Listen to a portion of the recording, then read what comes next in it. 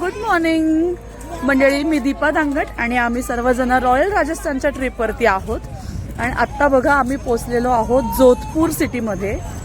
Actually आम्ही रात्रीच जोधपूरला आलेलो आहोत, परंतु आम्ही तिथे स्टे केला कारण आम्ही थोडीशी पार्टी वगैरे केली रात्री. आणि आता सकाळी मस्त फ्रेश होऊन आम्ही जोधपूरमधलं पहिलं डेस्टिनेशन म्हणजे उम्मेद भवन या ठिकाणी आलेलो आहोत. आणि बघा माझ्या मागेही त्याची वॉल दिसतीये. आता इकडे खूप मोठं पार्किंग आहे, इकडे गाडी पार्क करून आतमध्ये जायचं आहे. आज जाण्यासाठी कुठलीही पाण्याची बॉटल, कुठलीही सिगरेट, तंबाखू, गुटखा असलं काही तिथे अलाउड करत नाही. त्या सगळ्या गोष्टींचं स्ट्रिक्टली चेकिंग होतं. आणि ही एक खाजगी प्रॉपर्टी आहे, त्यामुळे तुम्हाला इकडे बाकी काही हॉटेल्स वगैरे असलं काही मिळणार नाही. आणि प्रत्येकाला आज जाण्यासाठी 100 रुपये तिकीट आहे. त्याचं एवढं पार्किंग फुल आहे मंडळी. आणि बऱ्यापैकी सगळ्या महाराष्ट्राच्याच गाड्या दिसत आहेत. आम्ही आतमध्ये जायच्या आधी इथला जरा थोडासा तुम्हाला लुक दाखवते. बघा राजस्थानमधली घरं कशी आहेत. आता ही घरं तर ब्लू सिटी आहे, अजून तरी काय ब्लू दिसलं नाही आम्हाला, पण बघूया आता कुठे गेलं. आता तरी सगळं आम्हाला ब्राऊनच दिसतंय इथे. आणि बघा इकडे आमचा स्पॉट आहे.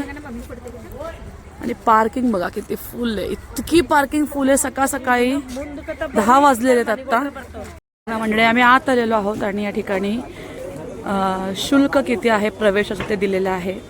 जर इंडियन स्टुडंट असेल तर तुम्हाला आयडेंटिटी कार्ड आणणं जरुरी आहे. आणि वय सुद्धा 5 ते 11 असेल तर तुम्हाला एज प्रूफ सुद्धा इथे द्यावा लागतो.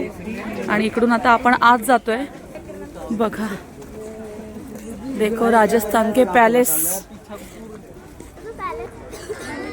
हे बघा मंडळी कसं आहे जोधपूर.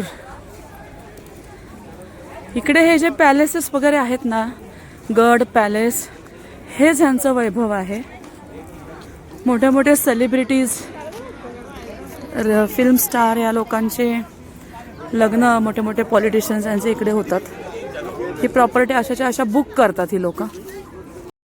या ठिकाणी बघा किती गर्दी आहे मंडळी. मला वाटतं या ख्रिसमसमध्ये जवळपास सगळं पब्लिक इकडेच राजस्थानकडे पळतंय. सकाळी सकाळी हे पर्यटक बघा. आणि काय नाही, ही एक हवेली आहे, लाईक पॅलेस. त्या काळातले राजे राणी सगळे कसे राहत होते त्यांचे हे पॅलेस आहेत. आणि या ठिकाणी प्रत्येक ठिकाणी बऱ्यापैकी गोष्टींची माहिती तिथं डिस्प्ले केलेली आहे. त्यांनी ना या ठिकाणी प्रतिकृती बनवलेली आहे उम्मेद भवनची. बऱ्यापैकी एवढं हे मोठं आहे बघा.